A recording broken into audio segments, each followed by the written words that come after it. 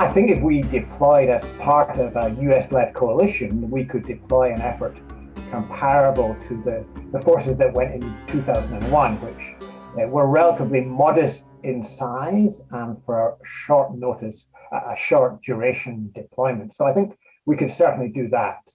I think if you're talking about the 2006 Helmand deployment, then of course the initial deployment to Helmand we quickly found was not big enough, and we had to ramp it up. And really, we never got to a point of stability in Helmand until the Americans also joined us. We ended up with a force of getting on for 30,000 Alliance troops in Helmand. But having a one-off deployment of 10,000 British troops to southern Afghanistan, you could do that. The challenge would be sustaining it over a long period of time. That was a challenge then, it would be the big challenge now. So given that we've reduced the size of the army, but also because we have other commitments in NATO which are greater than they were there, and we wouldn't want to simply abandon our NATO commitments for this. I think realistically, the size of sustained deployment we would be able to keep in somewhere like Afghanistan would be significantly smaller than we had last time.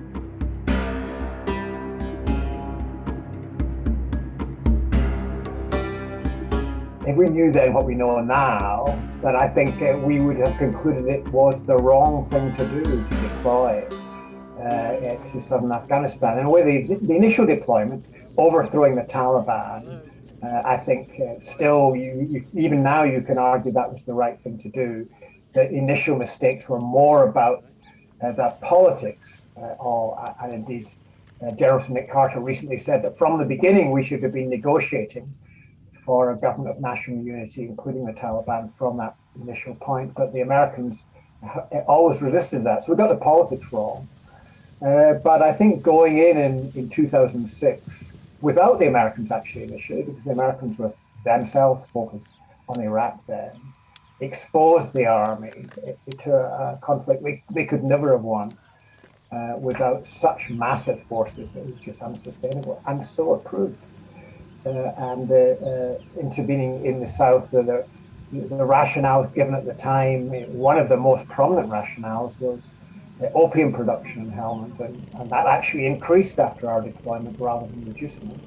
And the presence of the Taliban in Helmand, partly because of our presence, it was a recruiting agent for the Taliban. So in multiple dimensions, I think it was, in retrospect, it wasn't the right deployment to carry out.